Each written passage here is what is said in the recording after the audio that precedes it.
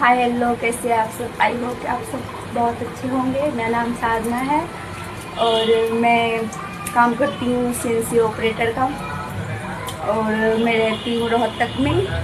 ऐसे तो मुझे बहुत लोग जानते हैं, रास्ते में टोक भी देते हैं, मैडम कम वीडियो बनाया करो, ऐसे वैसे बहुत बात, लेकिन मैं उन सबको बातों पर ध्यान नहीं देती। मैं आप सबको ये बताने के लिए आज मुझे वाइस वीडियो बनाना पड़ा।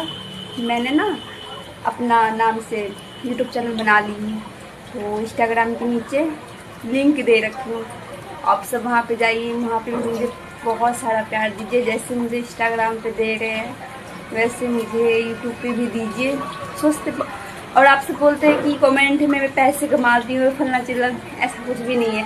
बस वीडियो बनाती हूँ, पैसे वगैरह नहीं आते हैं। जब आएंगे आप सबको मिठाई खिलाऊंगी और आप सब बताइएगा कि कहाँ कहाँ से मेरा वीडियो देख रहे हैं। ठीक है, बाय।